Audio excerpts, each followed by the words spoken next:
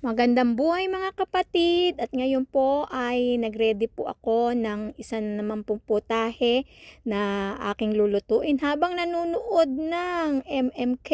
Siyempre, paborito yan ng iyong sisi. Ayan po, ngayon po pinrepare ko po ang isang menu na magluluto po ako ngayon ng ginataang tilapia.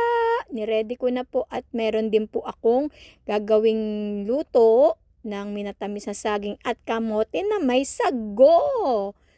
Okay, niluto ko muna po yung sago.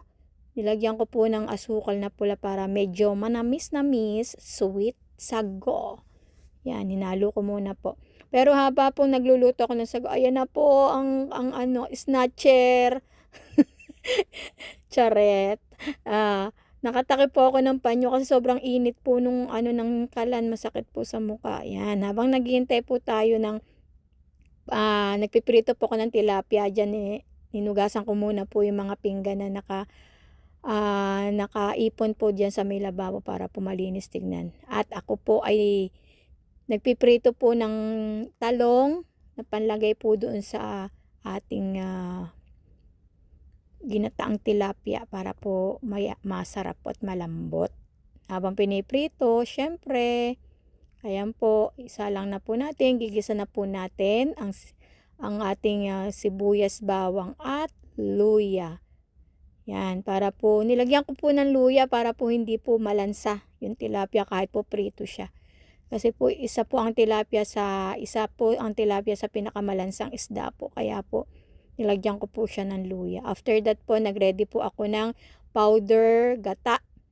Nagpakulo po ako ng tubig. Hindi ko na po tinakal yan, basta tansya-tansya na lang po yan. Tutunawin po natin yung powder gata sa mainit na tubig para po madali po siyang malusaw. So, yan lang po, isang tasa lang po yan. Pero kung kulang pa po yung sabaw nyo, pwede nyo po siyang dagdagan. Salinan nyo na lang po ng mainit na tubig.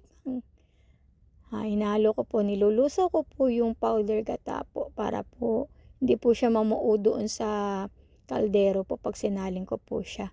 So yan, sinaling ko na po siya. Medyo nasunog po yung bawang natin kasi ang tagal ko po kasi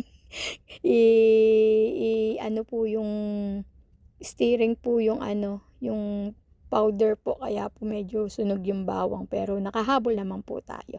So ayan na mga kapatid, medyo nilagyan ko na po siya ng pampalasa, pamintang durog. Syempre, tansya-tansya lang po tayo, baka mabigla at mabuhos lahat. Yan po yung